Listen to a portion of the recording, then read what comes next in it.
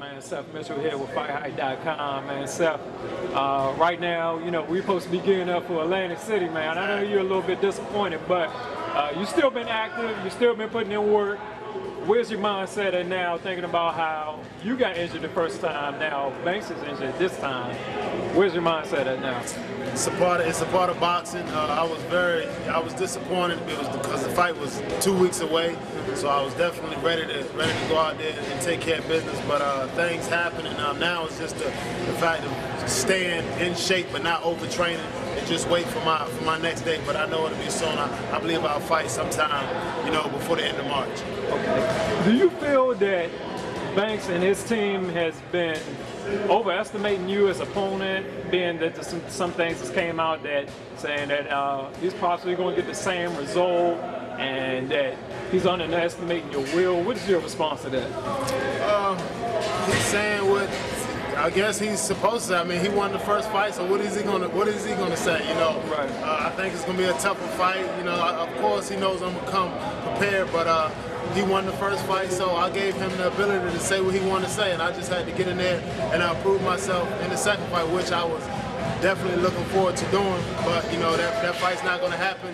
You know, it's definitely not going to happen right now because he'll be out for, you know, I guess a few months, and I definitely plan on fighting before then. Speak on saying what you want to say. He said that you contradicted yourself recently by saying, yeah, I like to fight him again, but there was some buts and twos crossed with it. Did you read about that, or did you hear about that? No, I didn't contradict myself at all. I just know he's not going to be my next fight because he's not fighting. I guess he's going to be out until May. Yeah. I definitely want to fight, you know, before May. But if that fight happens, the fight happens. But I'm not, like, people know me, man. I don't contradict myself. I don't run from nobody.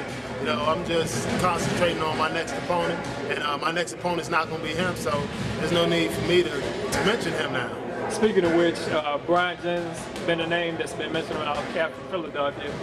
He's actually been one guy that's willing to step up to the plate for you. Is that something that you want to approach, or something that HBO wants to do? Let's make it happen. I'm not like Brian Jennings. I've seen him fight. I respect him as a fighter, but we definitely can get in there and mix it up. You know, if they would have made the fight on the 16th, I would have fought it.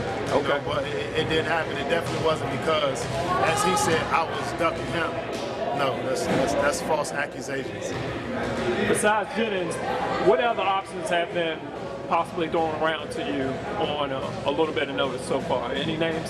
No names thus far. I just, you know, I don't, me personally, I don't want to take a step down, you know, have any tune-up fights. I learned a lot from my fight against Johnathan Banks, and you know, I just want to get right back in the mix and show what I've learned. What are some of the things that you possibly worked on in camp that you saw, without getting in too much, you know? You're gonna have to tune in to my next fight to see. I can't give it away, but I will just say that fight has definitely made me a better fighter. Okay. Anything else you gotta say to FightHype.com? Just man, tell my fans I'm disappointed just as you are. Right. Continue to keep me in your prayers, and I'll be back in the ring soon, and I'm putting on another great, exciting fight for you. All right, so thanks for your time, bro. Thank you.